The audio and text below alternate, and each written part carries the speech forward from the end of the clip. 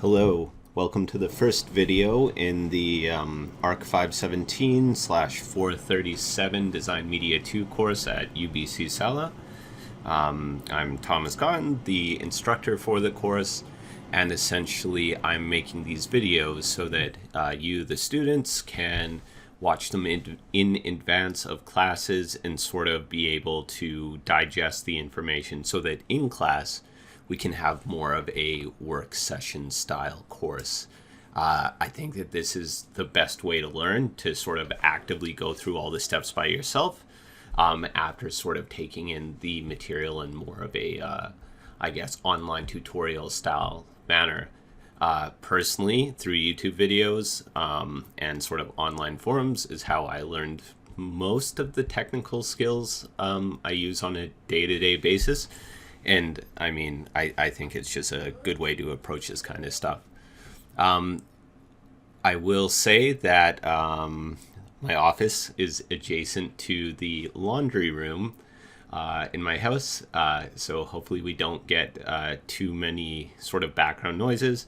Furthermore, you might hear dogs barking every once in a while. But for the most part, I think the audio should be fairly clear. So this video is essentially the precursor to the actual work. So essentially, I'm going to go through different download sites. I'm going to go through different installation processes, so that when we all start working on the actual project, we're all sort of on the same page and have the same kinds of software. It's worth noting that I am using Windows. I'm a PC user, and I would highly recommend to those of you using Mac to install Windows on your computer and to install Rhino for Windows. All the extra software we'll be using in this course is freeware, so it's software you can download for free. Or else one of the softwares we're going to be using has a student license that you can use for free for 6 months. But I cannot ensure that the Mac versions will be exactly the same or have the same functionality. So I'll try my best to be considerate of Mac users. It's just the way that the world is right now in sort of architectural softwares that Mac sort of gets the short end of the stick. So anyways, without any further ado, we're going to start installing some software. So the first thing I want to install is a program called Cloud Compare. So to find this, you can simply type in your search engine of choice, Cloud Compare, and it should be the first thing that comes up. So it should be this website, danielgm.net.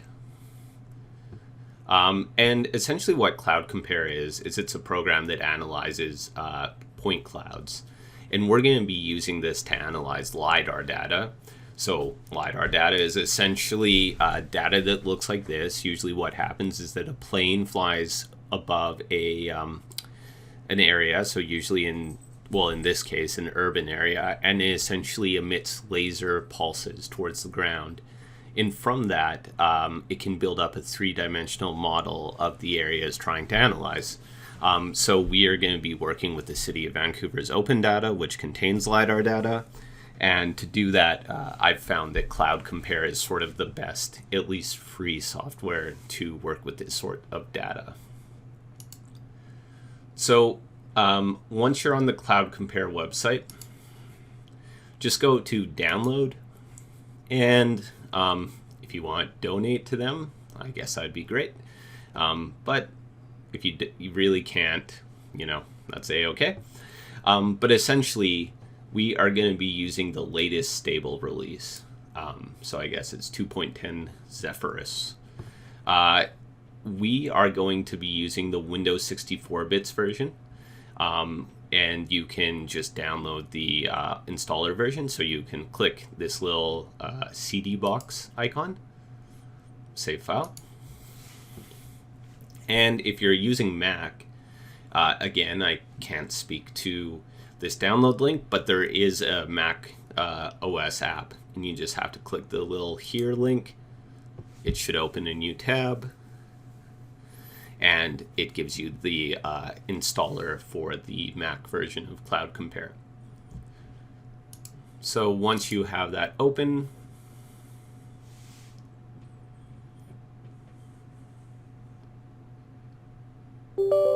just follow the prompts in the installer. And this is fairly straightforward. So click install. I already have it installed on this computer, so I won't follow through with this. But that's sort of the first freeware program that I'm going to get you guys to install. The second thing we want to do is install a GIS importer program, a plugin for Grasshopper. So this process is going to be very, very handy for you, and it's sort of the same for all Grasshopper plugins. So I really think it's worth going through this. So we're going to install a plugin called Meerkat, and when you're looking for plugins for Grasshopper, you probably want to go to food for Rhino, so .com, just search in Google or whatnot, and it's going to bring you to this website where it has a bunch of Rhino apps, Grasshopper apps, bunch of scripts, etc. You will have to log in, so you can see I'm already logged in. You will have to make an account for this. Just use whichever email you want. If you're going to be a sort of consistent Rhino user, this website's absolutely amazing. So it's worth making an account. And what we are going to search for is Meer, M-E-E-R, cat, K-A-T. And you can see Meerkat GIS, so set of tools to generate Grasshopper geometry from GIS shapefiles. Click on that. And the download, if you click that little link there, it's going to bring you just further down the page. And essentially you want to download the version, the newest version. So Meerkat Beta 1.6. And then, so you're going to click download. Now, already you can see here that it says Grasshopper Win 4 and 5. First of all, if you're using Rhino 6, don't worry about it. It works. If you're using Mac, again, this might be an issue. So I will do a bit of research to figure out if there's a way to use something similar in Mac. Honestly, I will save the GIS data for you Mac users as a sort of standalone Rhino file, and you can import it that way. But again, I think this is why it's important that if you are going to consistently use Rhino or really Revit or any other number of programs, unfortunately for architecture and landscape architecture, Windows is still sort of king. So once you've downloaded that, we're going to want to go to the containing folder that you downloaded into. So in this case, I have this little Meerkat 16 beta folder. I'm just going to copy it to my desktop, like so. And you're going to want to extract the folder. It'll be zipped.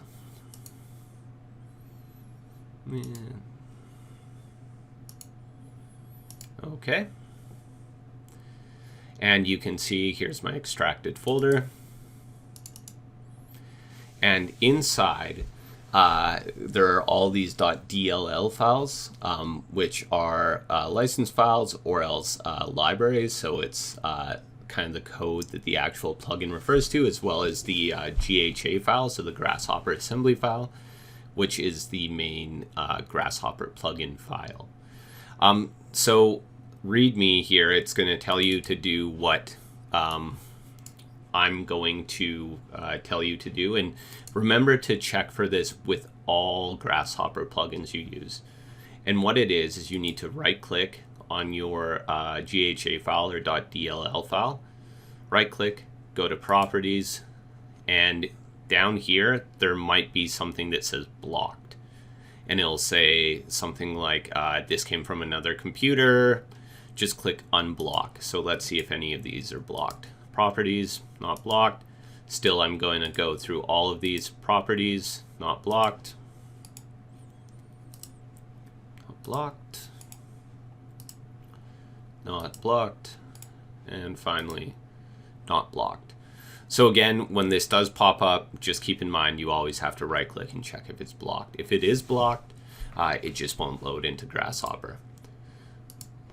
So there is my Meerkat folder. The next thing I want to do is I want to open Rhino right there. And what I'm going to do is I'm just going to make it sort of a half size. And I'm going to open Grasshopper. So you can type Grasshopper or you can click the little Grasshopper icon there. Now, what I want to do is I just want to open Grasshopper in order to go to the File drop-down bar. And I'm going to go to Special Folders and then Components folder. And this is the folder that contains third-party component libraries. So I'll click that. And now my Components folder has popped up. You see it's under App Data, Roaming Grasshopper Libraries. I already have another component in here. Now I'm going to go to where I've extracted my Meerkat folder, and I will just cut that into the libraries folder. It's worth noting that, let's say you only had a single GHA file, and sometimes that'll be the case. You can just also paste that one single component into your libraries folder. So I'm going to delete that. And once this is done, you can see nothing has popped up, but you can just close Rhino, close Grasshopper, reopen Rhino.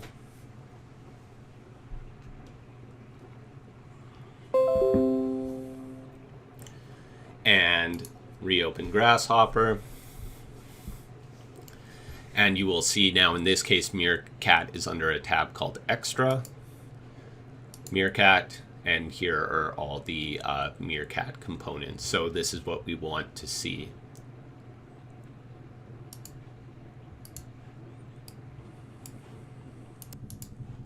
All right, so I just paused the recording there. But the next program we're going to install is Enscape. So Enscape, if you just search for it in the web, Enscape, E-N-S-C-A-P-E. It's a architectural visualization program. It allows you to essentially do first-person walkthroughs of your models. And for me and the office I currently work for, it's sort of been a game changer in that renderings that we would have previously done in, let's say, V-Ray, in-house, we just use Enscape. It's good enough for sort of, you know, showing stuff to clients, and you can see it makes quite good renders sort of out of the box. It's also very easy. So this is sort of the rendering program we're going to use for this course. So to get Enscape for free, the first thing you're going to have to do, if you haven't done so already, is make a UBC email, which all UBC students can do. So I would just Google UBC student email, and then UBC student and alumni email forwarding service, and just sign up for this service. So even if you never use this, you need an academic email to get the Enscape trial. So just sign up for your UBC email and then use it this one time to get Enscape. So essentially, I won't go through how to do this. I can't because I'm not a student, but just sign up for a UBC email. So once you've done that, just Google Enscape student. So Enscape student, and go to the free Enscape student and educational licenses. And essentially, you'll get a free 6-month license by going to the Future Creators program, I guess, and filling in all your data. So educational email, the reason why you had to sign up for it, first name, last name, university, study, course, and then click Rhino when you before you submit. And what will happen is once you've filled that out, you should get a screen that looks kind of like this. So you can see I filled my SALA UBC email here. I click submit, and they have received my application. And for me, it actually happened quite quickly. I sort of got an email right away. And essentially it'll give you your license key and then a link to the installer. So you can see, download the latest version, save the file.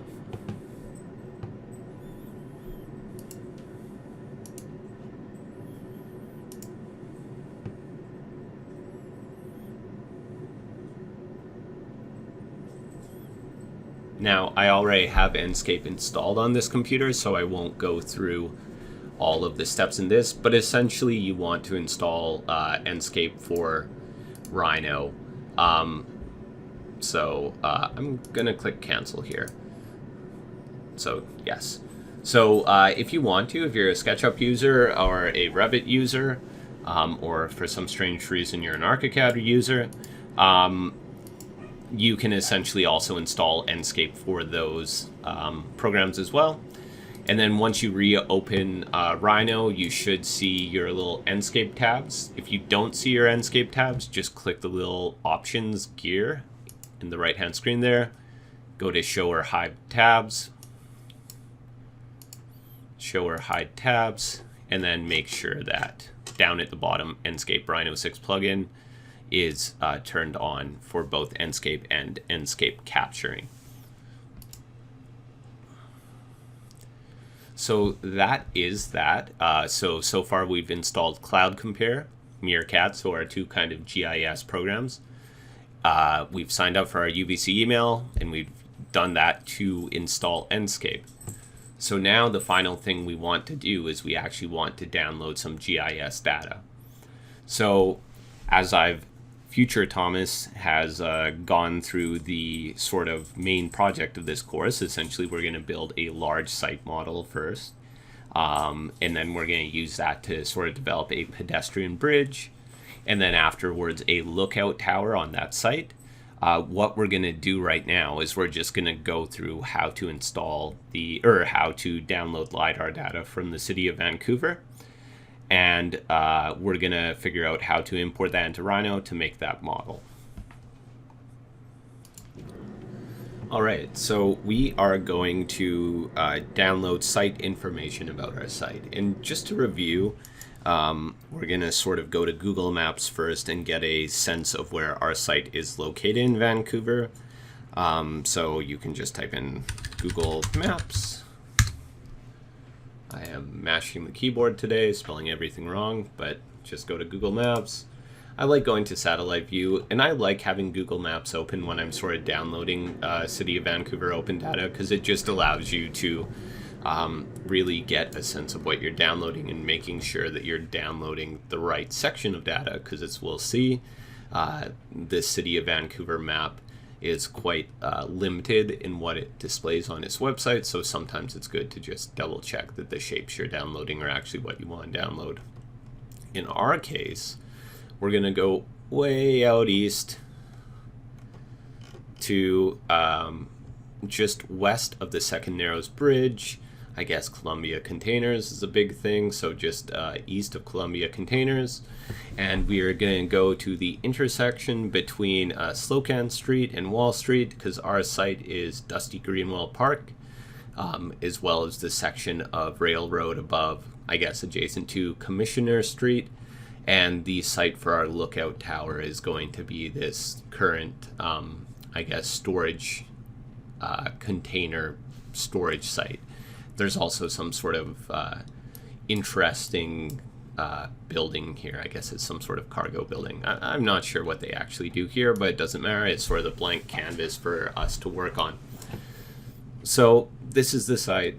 We know what it looks like. Now we're going to start to download some LIDAR data for it. So we are going to go back to our search engine of choice, and we are just going to look up COV open data. And what you want to see is on vancouver.ca, you want to see the open data, City of Vancouver. And you should get a website that looks like this. So they've recently revised their open data portal.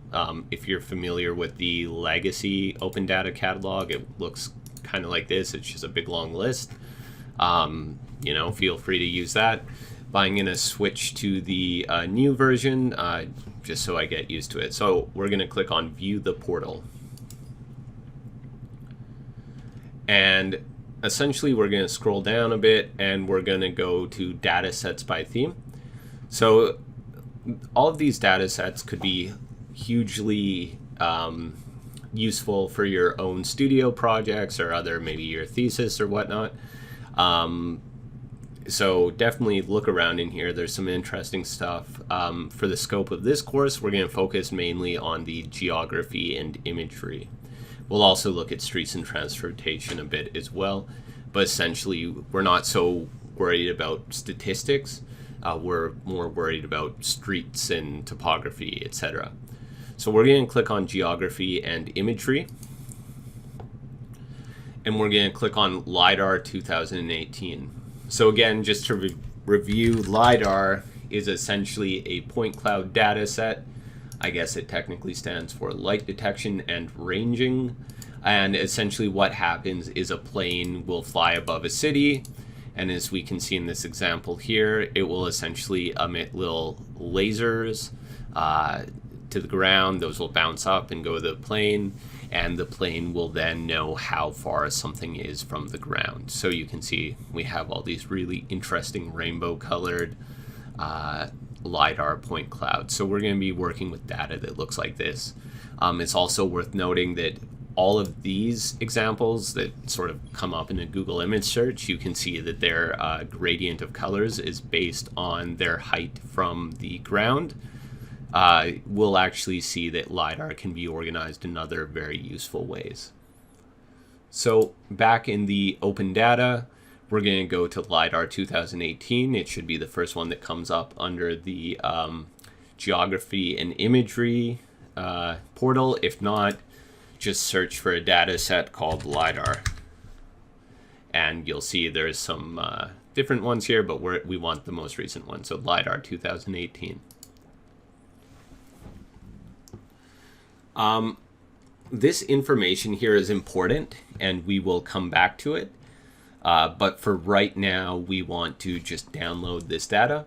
So what we're going to do is we're going to go down to or click on map right here. And this is going to give us a similar map to Google Street View or Google Maps. So like I said, sometimes I like having Google Maps open to sort of position myself, because if we zoom into the maps in the Vancouver open data, we know the name of this park, but let's say, for instance, you're looking for a block here, you're looking for a specific house in this block. If you're want to model, I don't know, your house, your parents' house, etc., it might be kind of hard to pick out which house is, you know, the house you want or the building you want, the site you want, etc. So that's why sometimes it's useful to just refer back to Google Maps as well. For this, though, it's pretty straightforward. So our site is Dusty Greenwell Park, as well as the train tracks directly north of it, as well as this cargo container, shipping container kind of holding lot. So you can see that what's happening here is our site's actually divided into two squares, which means we'll have to download two sets of LIDAR data. So the first one we'll do is we'll just click on the one to the north. You know, has a catchy name, has a URL. You can just click the URL and it is going to save that file. So just go to Save File. Then we can click to the LIDAR data that's on the south side of our site.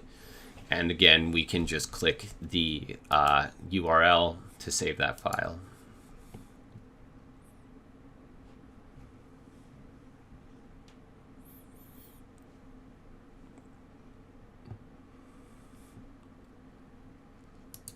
All right, so that's great YouTube in there. No talking while something downloaded, but our downloads are complete. You can see that the one to the north is much smaller, 26 megs versus 521 megs for the south one. And that's simply because most of this data is ocean and there's not very many trees around here. So there's a lot less stuff for the LIDAR to pick up. So open the containing folder of your data. I'm just going to copy these to my desktop. And at this point, it would be good to make a folder. You can see I already have a folder here called COV Open Data. I'll make a new folder just for this video, and I'll call it COV Open Data Design Media 2. Click in there, and I will paste these two LIDAR data sets. Now, the reason why I have this window open is these names very, very similar, so it's only the last couple digits which are different. I'm just going to rename these data so I can keep track of it. So first I'll, of course, extract. So extract here. And these are the 600N, so I'll delete that folder. And then what I'm going to do is you can see it extracted two different files, so a .prj and a last file, which is the one we're going to be using. I'm just going to refer to the Vancouver Open Data Map, and I'm going to see which is which. So we can see the 54600N, 54600N, it's the north section. So I'm just going to rename this North LIDAR, and I'll just rename this North LIDAR, like so. So then we know these are the south LIDARs, so I'm going to extract here.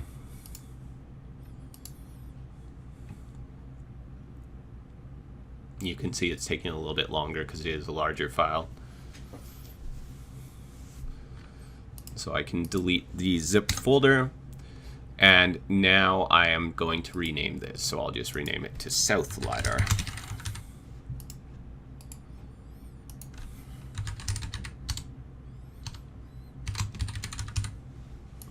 Like so.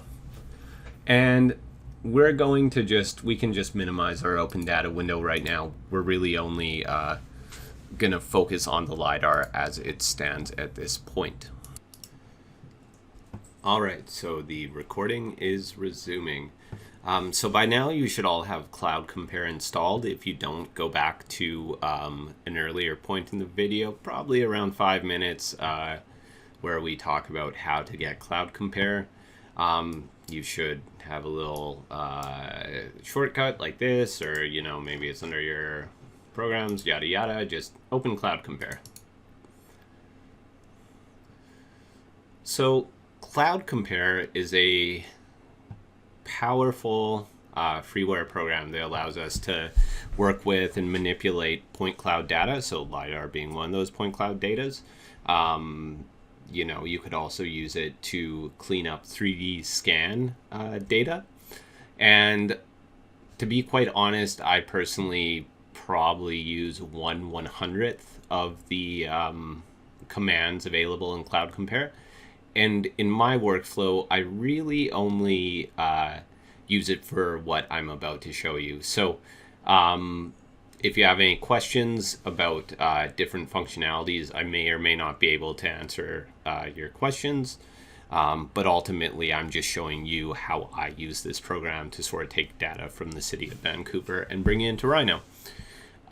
So what we want to do is we want to go to File, Open. And we want to click on the, so navigate to your COV Open Data folder or wherever you've saved your LIDAR data, and just open the North LIDAR file. Open. Now you'll see some options. For the most part, we can just go with the default. So you're just going to click Apply All.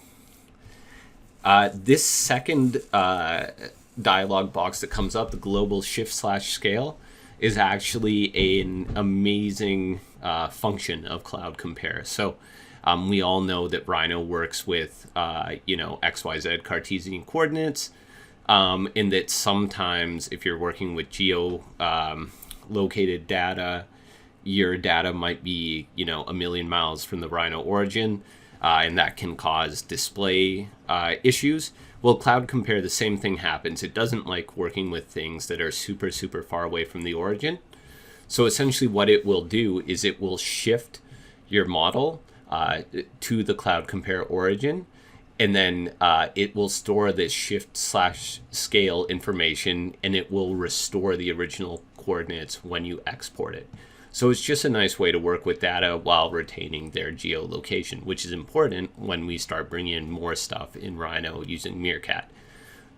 So for this, just click yes to all. And you'll see what comes in is this sort of staticky looking cloud of data. And if you zoom in, you will see that it's actually representative of buildings and trees and all that kind of neat stuff. Very quickly, you can use your middle mouse button to zoom in and out. Your left mouse button clicked and held down allows you to rotate, and the right mouse button allows you to pan like so. So it's actually quite a simple program to navigate around. So we're going to do the same thing for the south LiDAR data. So you can see here on the left-hand side, there's the, I'm assuming it stands for database tree. And this is our north LiDAR cloud. So what we're going to do is we're going to go to File, Open, and we're going to choose our south LiDAR. Click Open, so .las file, apply all, yes to all. Now this one's going to take probably a couple minutes to import because it's much bigger. So just wait for that to happen. I'm going to pause the video right now and come back when it's done. So that was the magic of editing. And you can see what's happened now is we have two kind of big staticky fields. So if you go to your database tree, you can turn on and off one of these LiDAR sections. And of course you can see both of them. But what we're going to do is we're going to merge these into one field. So again, if we sort of zoom to the side, you can see that there's trees and houses. It's kind of hard to visualize right now, but we'll work on organizing this data in a meaningful way. So to merge this, what we want to do is we want to go to our database tree, and holding shift, we just want to select all of the data. And you can see it creates these yellow rectilinear polygons around all the data.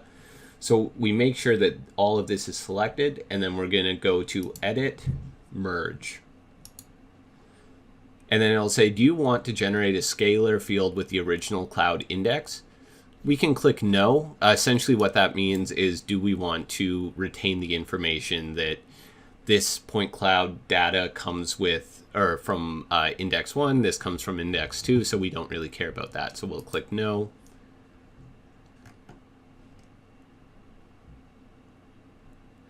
And now you can see we just have the one set of data.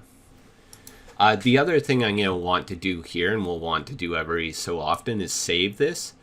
And one thing that's kind of unique about Cloud Compare is that you can save sections of the file. So for example, if I just selected this North LiDAR Cloud section, right now that's all we have in our file, so it doesn't really matter, but it would only save this one section. For instance, if I had more than one section here, which we will have, if I only had this one entry selected, when I click save, it would only save that one small section. So what we want to make sure to do is just have everything selected when we want to save sort of our Cloud Compare working file. So make sure that everything's selected. It's just good habit to get into, and then go to File, Save. I'm going to go back to my COV Open Data DM2 folder. And we want to save this as a Cloud Compare entity. And this is sort of Cloud Compare's native file format. And it's the file format we're going to use when we sort of have a work in progress Cloud Compare file. So I'm just going to save this as cov lidar.bin. So that's great. So cov lidar, click Save.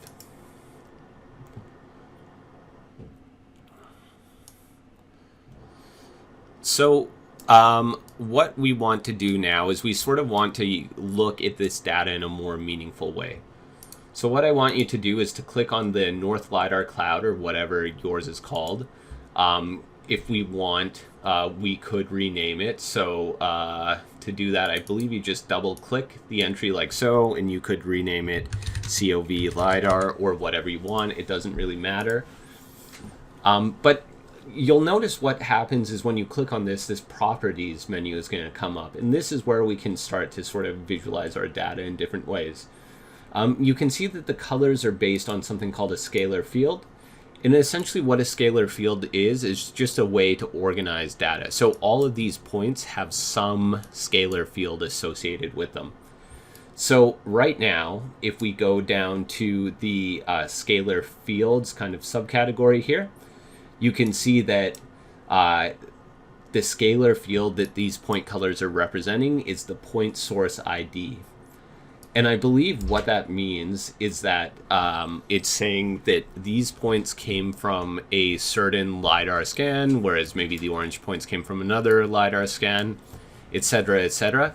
But what we can do is we can open this point source ID tab here and choose a few different options and see what sort of comes back. So for example, if we choose intensity, you can see what happens is we get almost a grayscale version of the LiDAR data. So this starts to show us, roads are darker than trees, for instance. Maybe the ocean here, there was some reflections on the wave or whatever. So this is just a very basic sort of photo representation of this data. We can look at a few other ones. Maybe user data, that doesn't do anything. Scan angle rank, not sure what that means. Return number, again, it doesn't tell us much. But what we are really interested in is classification. So let's click on classification. And now you can see that something interesting is starting to happen. It's starting to look like the data is parsed out in sort of trees as well as roads, buildings, etc. And this is where that information on the City of Vancouver's website actually comes in handy. So what we want to do is we want to open our web browser. And if you don't have the City of Vancouver open data open right now, just navigate back to it. So COV open data.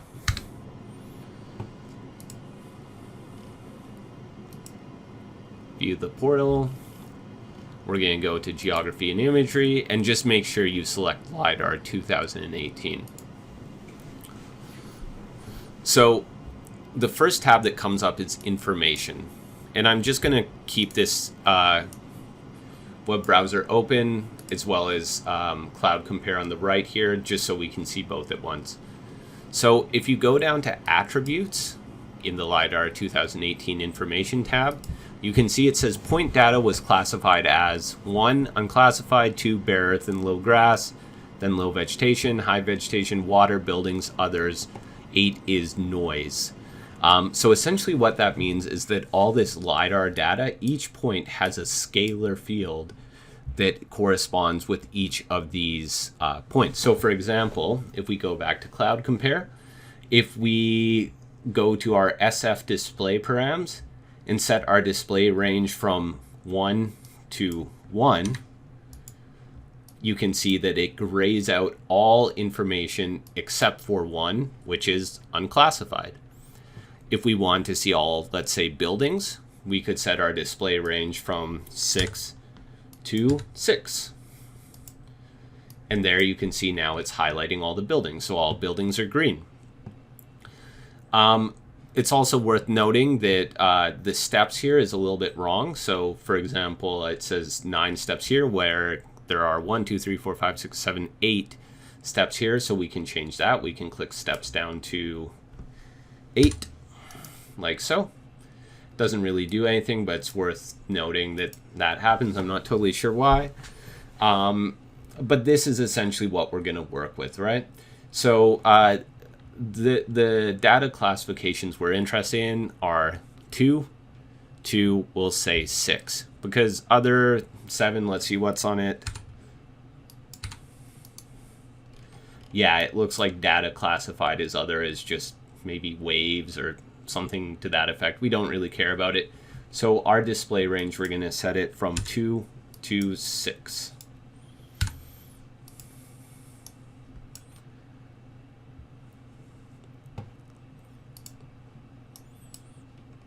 So now what we can do is we can start using these scalar fields to get rid of the stuff we don't want. So in order to do this, make sure your COV LIDAR field is selected in your DB tree window. And then you are going to go to Edit, Scalar Fields, Filter by Value. So Edit, Scalar Fields, Filter by Value. And you can see here, since we've displayed our ranges 2 to 6, it by default pops up with 2 to 6. If yours is not 2 to 6, you're going to want to change it right now. And then just click Split.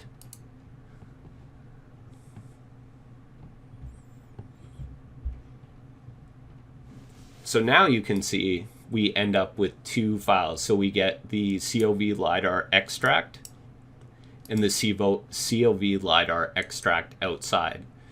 So if we turn off the COV LIDAR extract outside, you can see we now have our data that is nicely organized, and it doesn't have any of that noise, unclassified data points, etc., etc. So we can just go ahead and click delete on the COV LIDAR extract outside, like so. We can also probably just click delete on the COV LIDAR, our first file, because we don't really need that now. This is sort of the information that we're most interested in.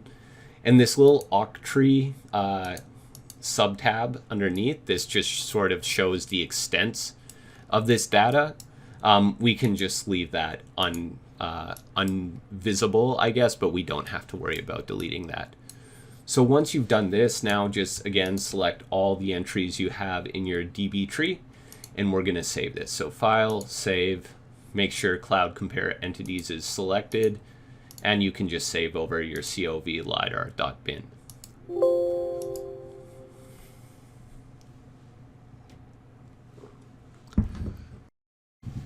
All right, so we have this very, very large section of LIDAR data. And as we know, if we go to Google Maps, we can see our site is based on dusty Greenwell Park, sort of adjacent to Wall Street, as well as the railroad tracks just north of the park, and this shipping container storage, I guess, lot on the north of the park. So we currently are seeing a big section of data like this. We want to reduce it down to something like maybe that. So just enough that we see the context. We do want to capture some of the buildings across the street because, of course, our design should be informed by its surroundings. So we want to crop the data to something a little bit more usable, though. So what you're going to want to do is you're going to want to go into your data, and you more or less are just going to want to look in essentially what is a plan view. So if you click the little button on the side, you see there's these sort of different view icons. Just click on this top one here, which means essentially plan view. And this is going to give you a good basis from which you can accurately-ish crop your data. So again, referring to Google Maps, we can see we have these houses here, the park there, and then we have this cargo container facility here. You can see it's a little bit more abstract here, but we can still make out the same components. Those houses, Dusty Greenwell Park's right here, the railroad tracks, as well as the cargo container storage facility. So we're going to crop something about like that. So what you want to do is go into, or first of all, select your COV LIDAR extract or whatever your current LIDAR file is called. Select your LIDAR file so that you see the yellow selection rectangle surround it. And then you are going to want to go to Edit, Segment. And you'll see this little toolbar pop up in the right-hand corner. And what you're going to want to do is you're going to want to click, I think at first it's a polygon. You want to click the little arrow next to the polygon icon, set it to rectangular selection. And then you're just going to want to drag out with your left mouse button a section that works. So you should do something kind of like this. So it's roughly a square. You capture one row of houses to the south. You capture the full extent of the park, as well as the neighboring houses right there and right there on the sides of the park, as well as, of course, this cargo container lot, as well as its sort of neighbor. So something like that. You can go a little bit bigger, but be aware that the more information you have, the more work it's going to be.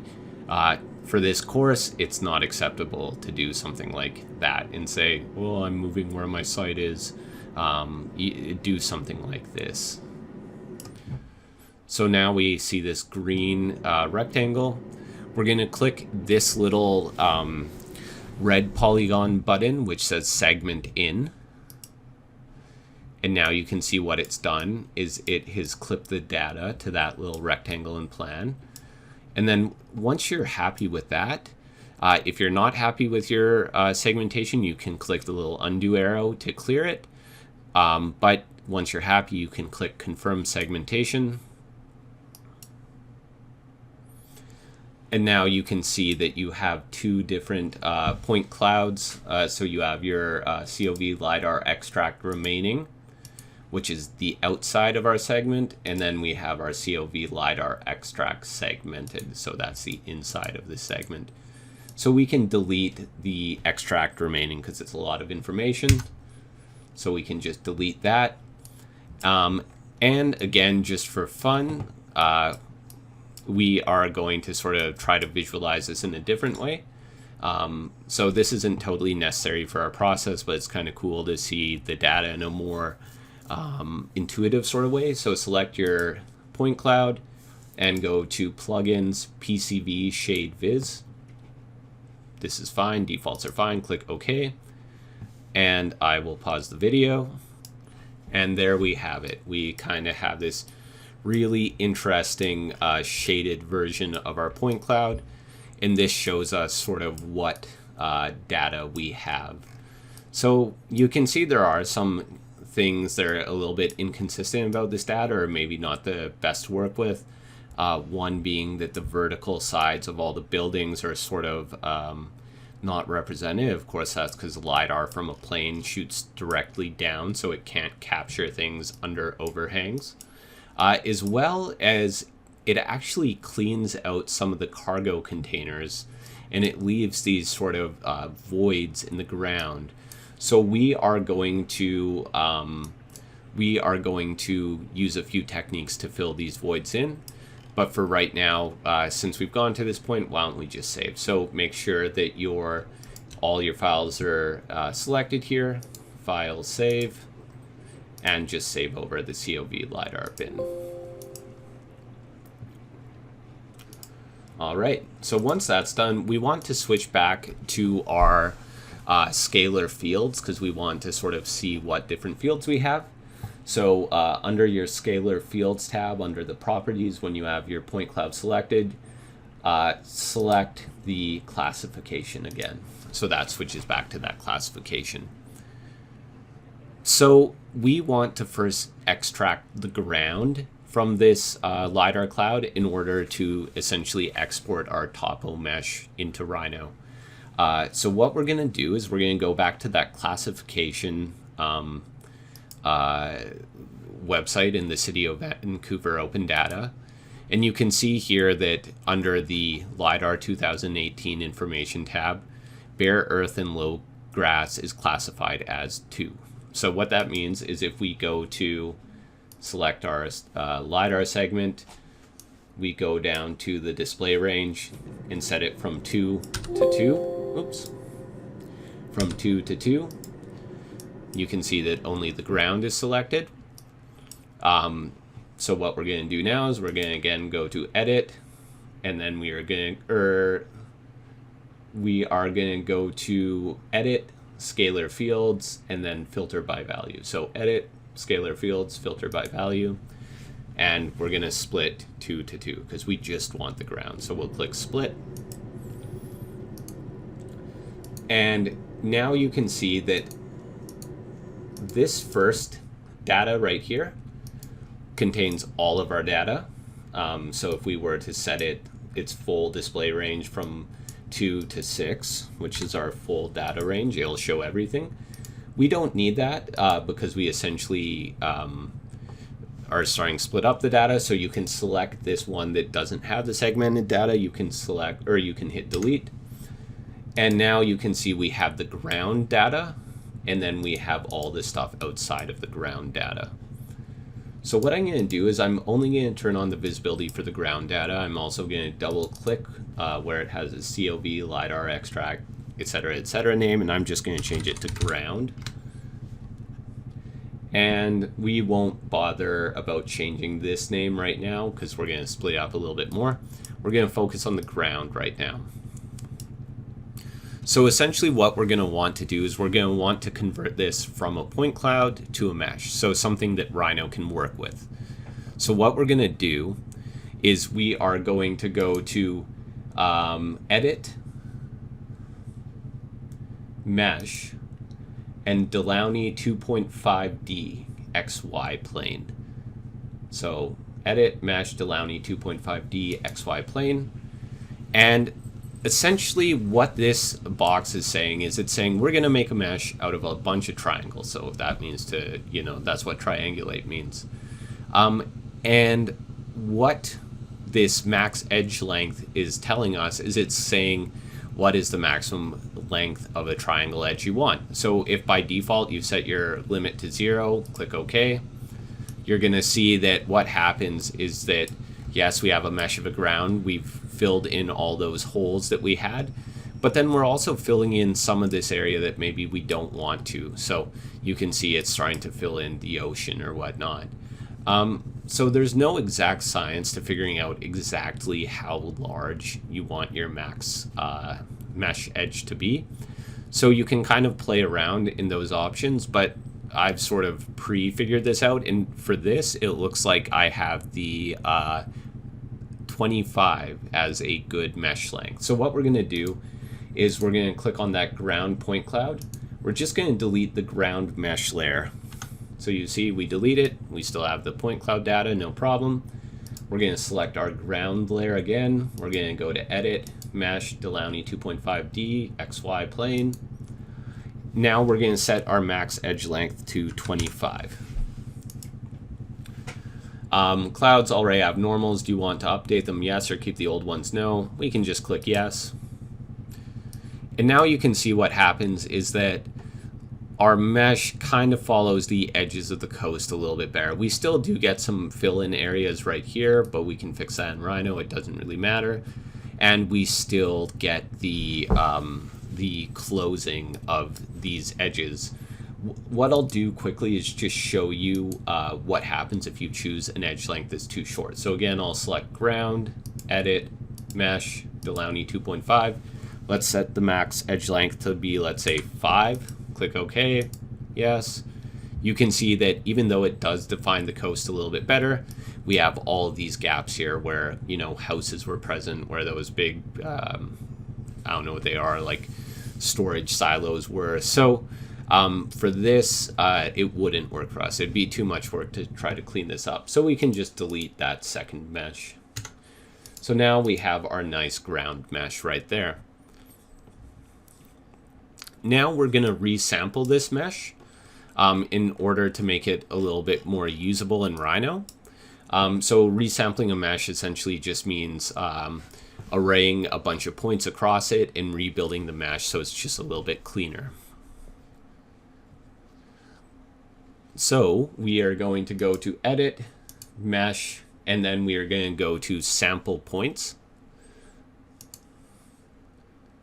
And our density, we're going to set it to 2. And again, this is something that you need to play around with. Ultimately, what you're trying to do is have the lowest possible density number while still retaining a fairly accurate representation of your mesh. So play around with the setting. I'm going to set my density to be 2. Generate normals, you can leave that checked. And then get colors from RGB or from material texture available. Doesn't really matter for this, so you can turn that off if you want. And click OK. And now you can see what's happened. If we turn off our ground, we get ground mesh sampled, and we have all these new points that accurately define our ground plane. And this is just going to give us a better basis for a mesh. So what we can do is we can delete our original ground mesh here. We can just rename our resampled ground mesh to ground. And now we're just going to do that Delaunay operation again. So we're going to go to Edit, Mesh, Delaunay 2.5D XY plane. Our max length will also be 5. We'll click OK, click Yes. And now you see we just have a nice clean mesh. So now what we want to do is we just want to import this into Rhino. So first we'll export it from Cloud Compare. So we want to make sure that we only have our ground .mesh selected. And now we'll go to File, Save. And essentially, you can see we have a few different options here. So we can save as a Cloud Compare, again, a Ply Mesh, an OBJ. We are going to save as an OBJ. So essentially, in my City of Vancouver Open Data DM2 folder, I'm going to save an OBJ mesh, and I will call this just LIDAR ground.obj. Hit Enter, and now it's saving this mesh. So now what we can do is we can go into Rhino. So open Rhino. And we will go to File, Open, go to your desktop or wherever you've saved your data, and LIDAR ground. So this is the OBJ file. Click Open. And you can have ignore textures checked. There are no textures. Import OBJ groups as nothing, doesn't really matter. And none of these other options need to be checked. So we'll just click OK. So now, if we go into our perspective view, you can see that we have this mesh here. So it looks quite dense in our wireframe or shaded view, but if we go to View, Rendered, you can see it's quite a nice mesh like this. So that's sort of a good way to sort of start building up your Rhino file. One thing that we will want to do is save right now and sort of just keep our Rhino file up to date. So I'm going to go to File, Save, same COV Open Data folder. I'll just call this COV Open Data Site Model. Maybe save as, something unique. Enter. The other thing we want to make sure is that our units are in meters. So we'll probably switch out of meters later on in this course once we get into actually designing a bridge and a lookout tower. But it's worth noting that all COV open data is in meters. So we just need to go to File, Properties, and under Units. Right now we're in millimeters. So if we were to, let's say, measure this distance to this distance, let's do that. Analyze distance from here to here. You can see that it's 204 millimeters. Tiny little thing. So we just want to scale it up to meters. So we'll go File, Properties, Units, set it to meters. Okay. And then model units change from millimeter to meter, scale model by 0.001. We want to click No, because this is not 200 millimeters. This is closer to 200 meters. So after your units are changed, now you can just save your file again. So that's our ground plane, and that's kind of step one of importing into Rhino. The next thing we want to do is to grab our buildings. But before we do that, actually, we might as well just name this layer. So we can name this layer ground in Rhino. So go to your layers tab.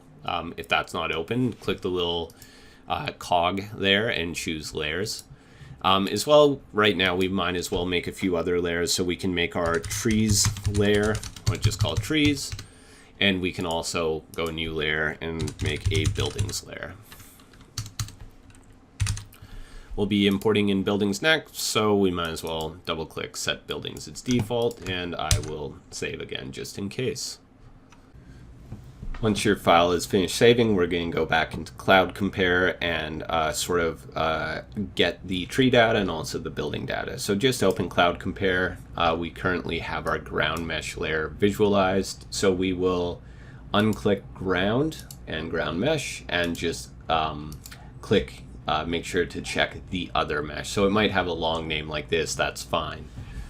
Now, this data is still organized into trees, buildings, low vegetation, etc.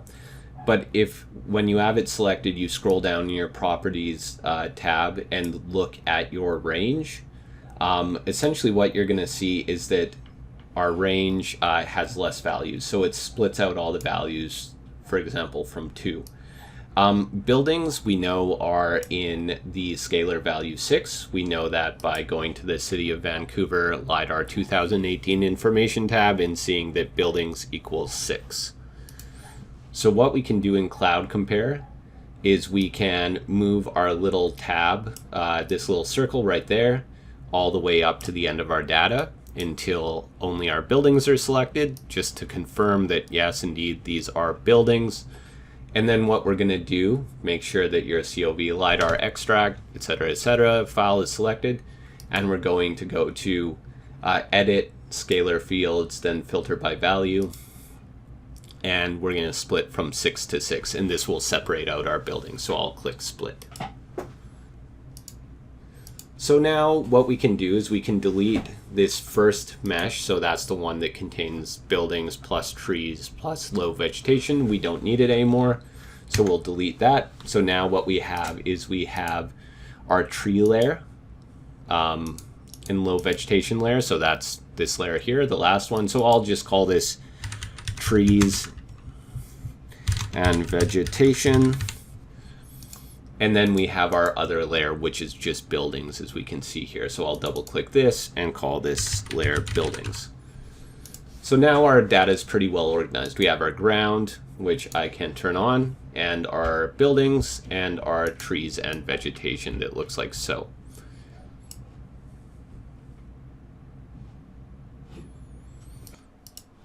So what we're going to focus on is cleaning up the building data so we can bring into Rhino. And unfortunately, because of the limitations of LIDAR technology, so as I mentioned, any vertical surface is beneath an overhang, like beneath the knee of a house, you can see right there, that data just will not be captured by the LIDAR.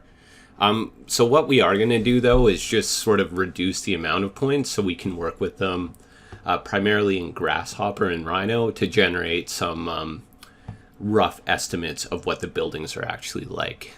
So with that being said, we can just turn off the visualization for all of our layers except for the buildings layer. And we are going to go to Tools, Clean, and SOR Filter. So statistical outlier removal. And essentially what we're going to do is we're just going to use this to get rid of some of the point information on the sides of the building because we won't really need it. And then we'll Delaunay mesh the roofs. And we'll do this in order to sort of get a good estimate of where the roofs lie. So when we bring it into Rhino, it'll be a little bit easier to work with. So under SOR filter, number of points to use for mean distance estimation, we can leave that as, or we can change it to 50. So essentially it means these points on the sides, they're not quite dense enough to meet the threshold and they'll be removed. So I'll click OK. And you can see now what that does is that just leaves the roofs. Now you can see that we still have our buildings layer and our buildings clean layer. we can just delete the buildings layer and rename the buildings clean layer just to buildings.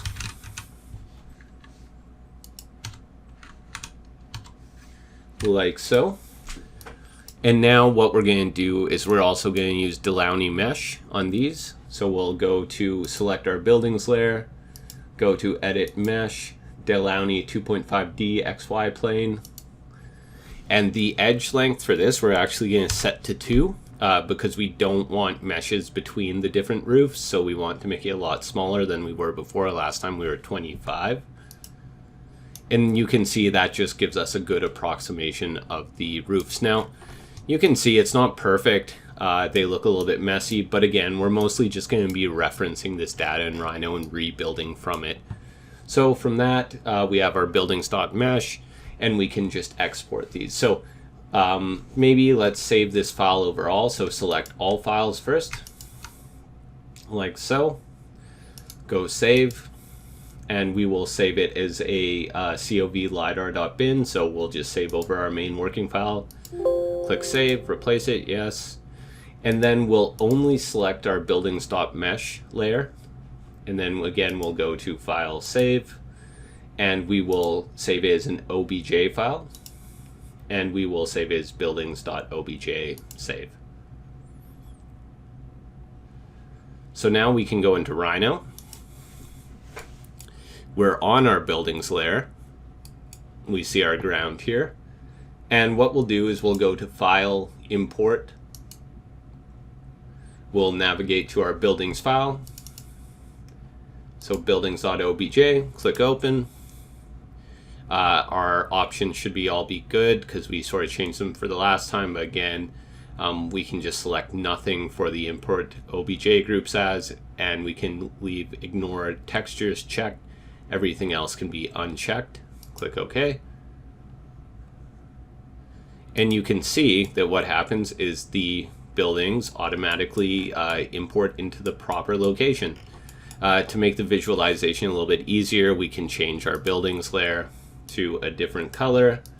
And now when we go to view shaded, you can see we see our blue roofs over top of our very, very dense ground mesh.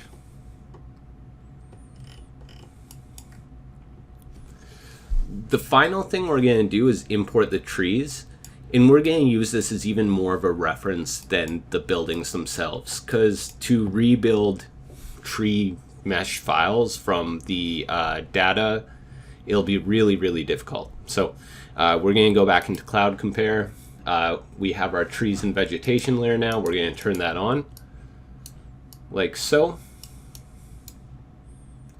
And what we are going to do is we are going to just select this one layer. We'll go File, Save, and we are going to save this as an ASCII cloud. So ASCII cloud.text.asc, etc., etc. And we'll just save it as trees and vegetation. Click Save. Now, coordinate precision we can leave as 8, scalar precision 6. And essentially what we want to do is we just want to essentially make sure that our separator is noted. So you can use a space as a separator, a semicolon, and we'll just leave it space. And we will click OK. So just make sure it's ASC point color SF normal. Click OK. And now we'll go into Rhino. And again, we'll go into import, so file, import. And now we're going to change to a points. So under the file format to select, go to points. You'll see your trees and vegetation layer. Click open. Make sure that the delimiter is a space, because that's what we did.